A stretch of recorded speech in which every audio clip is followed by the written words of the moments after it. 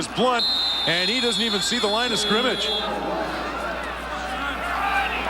All he sees is white jerseys and penetration there. That offensive line up front had no search whatsoever for the Edmonton Eskimos in a second and short crucial situation. Toronto Argonauts wanted it a little bit more. That's why he got stuffed. Take a look. As soon as he gets his hands on the ball, boom, nothing but white jerseys around him. Everybody just meet at Eric Blunt. Don Wilson, 13 years out of North Carolina State, the first man there, but he had lots of help. And Harper stands 2 yards deep in his end zone. Wait till you see the field position the Jet will give him now. This one hangs high. It's the Jet at the 48. Little step back, now a step forward. Down to the 25-yard line, Jimmy the Jet Cunningham. And you were right, Kep, that is instant field position. The great thing about this kid is that he plays with a lot of heart. He's not that big. He's 5'6", about 160 pounds. He's out of Houston, Texas. But his team, the return guys know, the other 11 guys out there on that field, all I have to do is get a piece of my man. If I just get a small block, this guy has a chance to break it every time he touches the ball. The Argos working with a short field at the Eskimo 25-yard line. Drummond and the pinball are in the backfield. Flutie on the keeper. Larry Ruck will wrap him up. That was an odd-looking play. Well, Doug saw that. He made a little gesture to the back like he wanted to move Robert Drummond around, like he may have thought about giving the ball to him. And then it was just a straight quarterback dive. He was going to take it, try to find a little seam, a little gap, and hopefully surprise the Edmonton Eskimos. But as you said, Larry Ruck wasn't having anything to do with it. Does he do that on his own at the line of scrimmage? I think he does. I think he has the ability, and I think also he has the green light. Anytime he sees something out there, Doug Flutie calls the play that he wants to run. 2nd and 7. Lots of time. He wants it all. It is broken up in the end zone. Ty Williams never saw the truck that hit him. Trent Brown, the safety, laid the lumber on Ty Williams. Maybe we've seen a couple of shots today. Ty Williams took a shot there by Trent Brown. The shot earlier that Donald Smith hit Mark Tolbert just bent them both over. Watch the safety. Now he's going to be right in the middle of your screen. Trent Brown in the back. Doug Flutie doesn't see him. Trent takes the shot. Maybe if he'd have played the ball, that could have been a pick going the other way. But as a defensive player, it doesn't feel nearly as good catching the ball as it does hitting the guy right in the chops. Tyrone's slow to get up. The training staff's out there having a word with him to make sure he's all right. But Trent Brown has earned a reputation as one of the big hitters in this league this year. He has. Look at the heat. Doug Flutie throwing under pressure. Now, this has been a patented kind of move that Doug does. He throws the ball, releases it, and he spins out of there all at the same time. It's very hard for a defensive player to get a good, clean shot on number 2. Mike Vanderjack looking to put his team up 10-1. We're down into the last couple of minutes of the opening quarter. It'll be a 30-yard attempt. Flutie will spot it for him. He missed. A single point. That's a disappointment after the kind of field position the Argos had to come away with just one.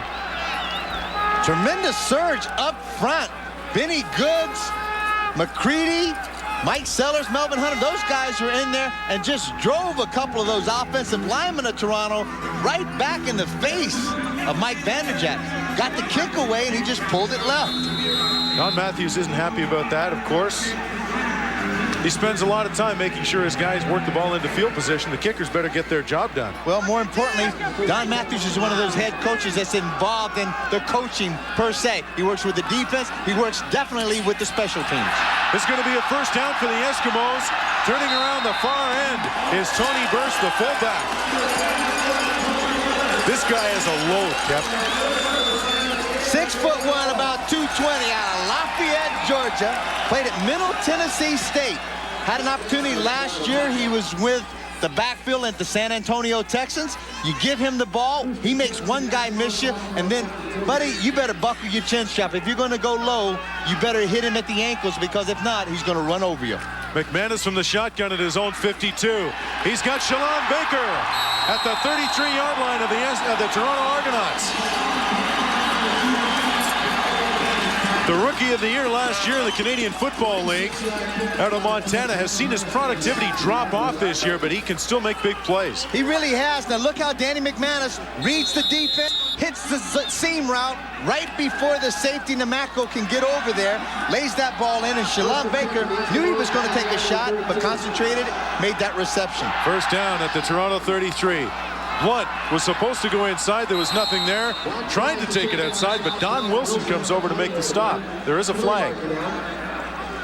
Donnie Wilson is one of those players. This is in his 10th season. He's calling holding against the Edmonton Eskimos.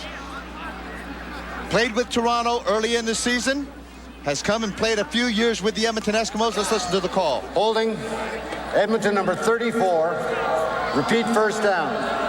And he's one of those tweeners, Jeff. You know, he played halfback most of his career, and now with the throwing game really taking a lot of the percentage plays of offense, he stepped up. He's about 200 pounds. He plays that outside linebacker. He can run with man-to-man coverage, and he's got the strength to be able to play the rush.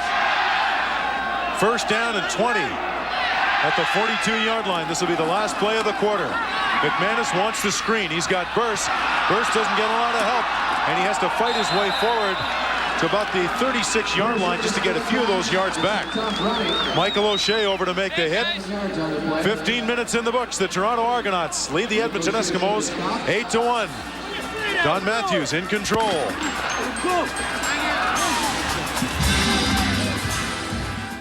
We got a good one going at Commonwealth Stadium in Edmonton today. The Edmonton Eskimos and the Toronto Argonauts. I'm Jeff Currier with Dan Kepley. Glad to have you with us today on the Deuce. The Eskimos trailing this one 8-1. First play of the second quarter. They are second down and 14 at the Toronto 36. Danny McManus will set up in the gun.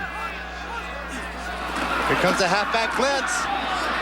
Incomplete. He threw the out, and Tolbert took it inside, and that'll bring about a third down. Danny Mac thought he had the pattern that he wanted in a halfback blitz. You know, you've got man coverage in the back end. Was able to have plenty of time to throw the ball. Tolbert, when he hooked that ball up, he hooked, slid to the inside. Danny thought exactly as you said, Jeff, thought he was going to slide to the outside. Kev, Danny Mac hasn't been able to get Eddie Brown or Darren Flutie involved in the offense yet. Well, these are guys that it's hard to get everybody involved in it. You know what I mean? They got one football out there. Eddie Brown is a guy you need to go to early. He needs to get into the football game. He needs to feel like he's part of it, and he needs to establish himself as a threat. Sean Fleming with a 43-yard attempt. It's wide, and it's coming out. And slipping and falling at the two. The ball is loose. And the Eskimos do have it. First and goal, Eskimos.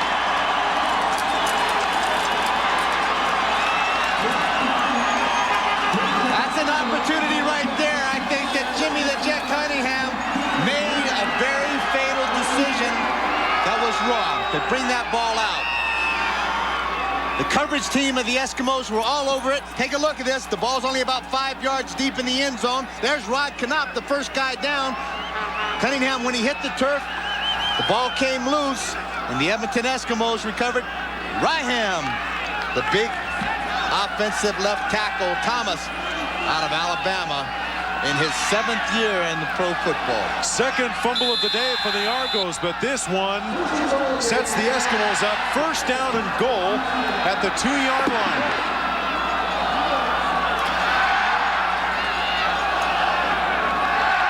Rod Knopp, the all-time leader in games played as an Eskimo, over the ball.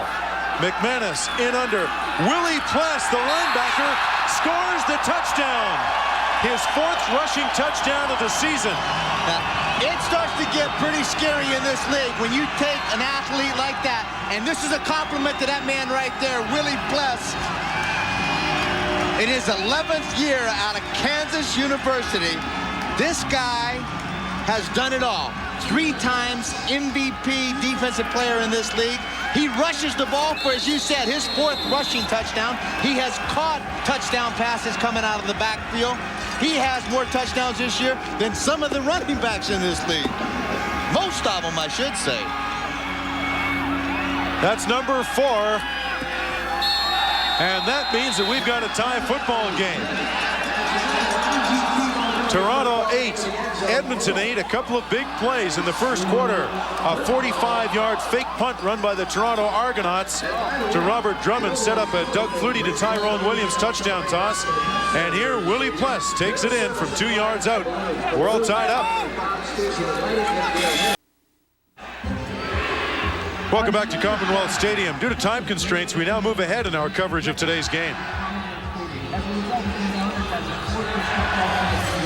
Chris Perez, the injured left tackle of the Toronto Argonauts, goes off, and as you said earlier, Jeff, that's Dan Payne that'll come on. And speaking of Payne, you can see Chris Perez grimacing in it on the sideline. Dan Payne is going to be hard to miss out there. He admits to being somewhere in the neighborhood of 300. He's about a midnight snack away from 350. Hey, and you know him pretty well. You do the radio broadcast over there for the Saskatchewan Roughriders, so you've seen a lot of this guy back in his days when he was there, huh? That's right. And Dan, in fact, was, when he was a little lighter than that, was an Olympic wrestler. In fact, he was 8th in the heavyweight wrestling division in Seoul, Korea, at the Olympics there. That's a big man. That's just a huge man. You look at the shoulders and the arms on that big guy. It's bad when you get a shoe shine. You got to take the guy's word for it. I tell you what, you tell him that up close and personal. See what it's like. I like doing it from long distance.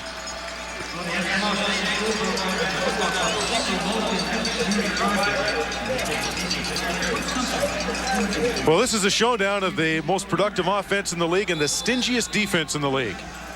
What a matchup. These are like two world-class fighters just going toe-to-toe at it. First down, Argos. Flutie with the play action over the middle. Complete. First down and lots more. Tyrone Williams. Ty Williams is having his fill out there of Glenn Rogers Jr. He's just using him as well as he wants to. Take a look. Doug Flutie, that quick set, 3-step drop, and that good sharp release. Ty Williams is able to get to the inside of Glenn Rogers. Doug Flutie hits him in stride, and he just keeps running and picks up big yardage. First down, Toronto at the 21. Split backs, balance set. Flutie with the play action again, throws into the far flat for the pinball. It's incomplete, and we're going to have a late hit charged against the Edmonton Eskimos. Benny Goods. That's it. Number 40 is going to get in there. Benny just took a shot at Doug Flutie. He must have saw that Keys when I talked about face planting him in the turf. But you got to do it in between the whistles. Roughing the passer, Edmonton number 40, first down. All-star the last couple of years, Benny Goods. 7 years out of Alcorn State, spent his whole career here with the Eskimos. Quick play action pass. He wants to get it to Mike Clemens quickly. Benny knows he's got to let up. Doug Flutie goes down hard. There he is in his 7th year out of Alcorn State. Ron's saying, don't do that. Don't do it anymore. But he's, you know, and it's hard. You don't want to tell any defensive player or offensive player, you know, slow down, don't do it, don't be aggressive. Be aggressive, but be smart and be disciplined with your aggression. First down at the Eskimo 10. Drummond and Clemens are split behind Flutie. Pinball gets the call and is down inside the 5. Trent Brown, the safety, came over to save the touchdown. I don't care whether it's a wet field, a snowy field, an ice field. It doesn't make any difference. Michael Clemens has some of the quickest feet that I have ever seen for a running back, for a receiver, for a football player. This guy takes the ball, and he is in total body movement, stops and plants in midair almost, makes people miss him. Second down at the 3. Flutie shovels it to the pinball, who fumbles the ball. And who's got it? The Argos get it back. Argos came back. Number 45, Maurice Miller, had a real good shot to recover that ball. Option play, quick pitch to Clements. Looks like it was behind him. I mean, Drummond's, I should say. Here it is. Maurice Miller shows himself. The ball hits Clements up in the face. Then it comes back. Drummond is the guy that comes up with the ball. Maurice Miller is the guy that has a chance for the recovery. Ball slides right through his hands. Unless it's a fake, Don Matthews is selected to go for the field goal. And don't be surprised, Matthews is full of tricks. They got first place locked up in the East. They can do pretty much whatever they like. What they've done here is taken the sure three. 10:44 to go in the half, and the Argonauts go out front 11-8. When you've got first place sewn up, though, I mean, you're playing with house money. You can do what you like. Well, I think you are, but I think also if you're looking down the road a little bit, Jeff, and it may be, as we said, if this is a matchup when it could possibly be a matchup, if Edmonton wins out of the West and Toronto wins out of the East, that these guys may meet each other, you want to establish yourself. You want to establish your dominance, and you want to establish whether you can rush the ball against the people, throw the ball, your defense can whip up on people. Get it done, because if you have a chance to meet later down the road, you want somebody to have in their back of their mind, this team really kicked our tail the last time we played. Don Matthews, you see him taking a hands-on approach with the special teams. He devotes a lot of his time to special teams and invariably will come up with something you're not ready for. You know, I had the pleasure, and I say back in 1977, when Don Matthews came to the CFL as a defensive coordinator, he was a defensive coordinator here with the Edmonton Eskimos. I had the chance to play with him for 6 years, and it was just a great experience. One of the most innovative minds in football that I have ever been around in my life. Blunt and Williams back to receive the kick. Gizmo calls for it. 25. He's got some people out front of him, and he's got some room, staggering and stumbling into our territory to the 50-yard line. Well, the returners are putting on a show for us here today. Henry Gizmo Williams is just an unbelievable athlete. He has more punt returns and kickoff returns for touchdowns called back than anybody else has ever even scored. Powerful, about 185, 190 pounds, and he is put together, babe. You see the great balance he shows. First down, Eskimos, Argo 50. McManus wants to throw, does get rid of it into the far flat. It's Flutie.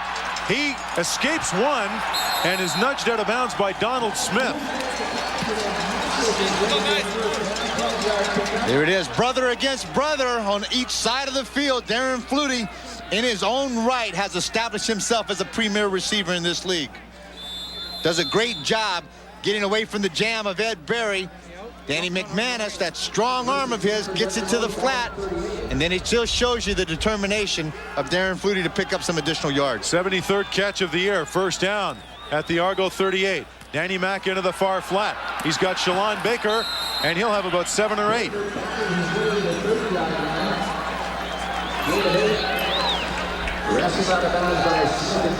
Again, Smith taking him out of bounds. The Eskimos starting to get into a bit of a rhythm offensively right now. And this is where they get scary. When they have some success, they have the time to execute, and they get the plays off, they can be very, very deadly. Second and a couple at the 30. First man through. I don't know if he's going to get it. Tony Burse is stiffened. Bob Waldrop, one-time Outland Trophy winner from Arizona, was on the spot, and they're going to have to bring in the chains and have a look at this one. Don Matthews has had nothing but high praise for that man in the middle. 6'1", about 275 in his second year out of Arizona. And as you said, being an Outland Trophy winner in the United States, that says a lot. It doesn't come very easy to get that kind of award. This Toronto Argonaut team is not particularly solid against the run. It's not a big priority. They do, in fact, have enough for the first down. Don Matthews likes lighter defensive players, mobile guys who can cover a lot of ground. He does, and they play a lot of gap cancellation. He doesn't stand those guys in there and take on those 300-pounders nose to nose. He gets them in the gaps, and he has very active linebackers. First down at the 28-yard line. McManus tries to dump it off and does. Flags are down. Blunt with lots of room gets a block and a first down to the 5-yard line. This is coming back. It's all for naught. Big holding call in the middle of a pile in Edmonton. Holding, Edmonton number 56. Repeat first down. Ed Cusey, the left guard, penalized. Ron Lancaster showing his disgust.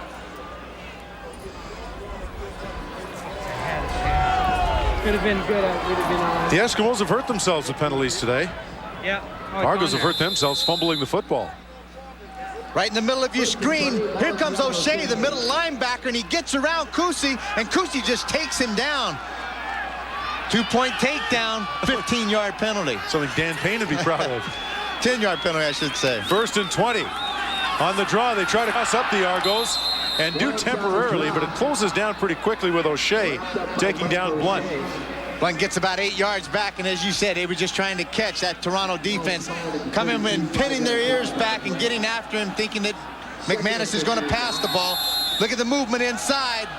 Mike O'Shea doing a great job trying to get off the block, slides down the line of scrimmage, makes an excellent tackle. 2nd down, 15 to go. At the Argo 33. 3 receivers to the left. Now Flutie goes back in motion right. McManus in the gun. Has time, gets rid of it into the far flat, incomplete. Wanted Shalon Baker, and complaining on the play that he was pushed was Ed Berry. Yeah, there's going to be complaining out there on every play. Somebody thinks they're pushing a little too much contact. Got to take that. This is football. This is contact ball. Danny Mack threw that ball before Baker had even made his break, hoping to be a timing route, threw it behind him. So the holding call helps stall the drive, and the Eskimos will have to attempt a field goal to tie with 8:02 to go in the half. Sean Fleming will try it from 40 yards. Got lots of distance, and he's got this one. We got a tie ball game. 7:48 to go in the half.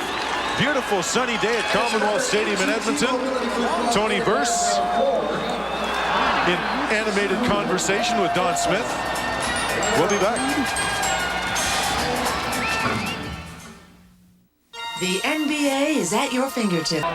Edmonton Eskimos have managed to tie this thing up, and the Toronto Argonauts have got the football. Doug Flutie sends everybody to the right but one. Runs to the left. He wants that corner himself. Throws incomplete. Just threw it away. Great defense by the Eskimos.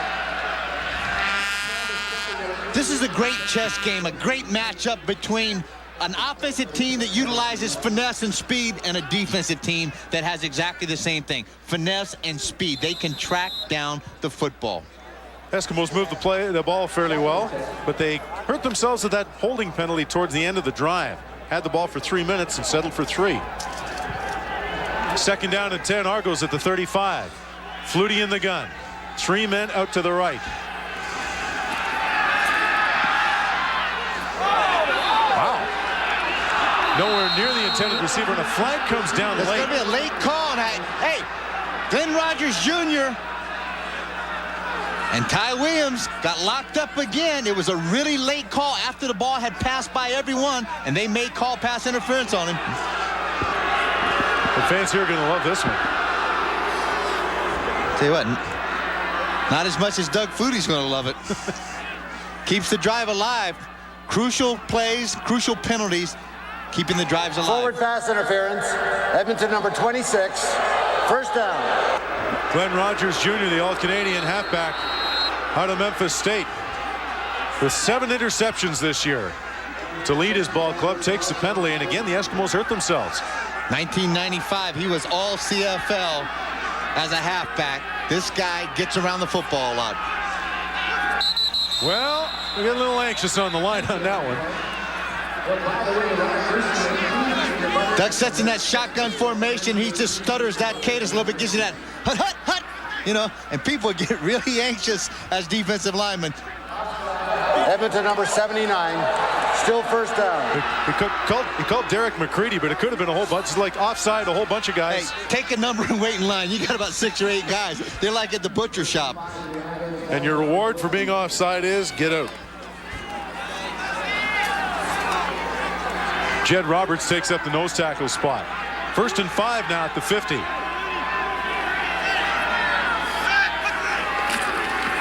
First man through, gets the ball and gets the first.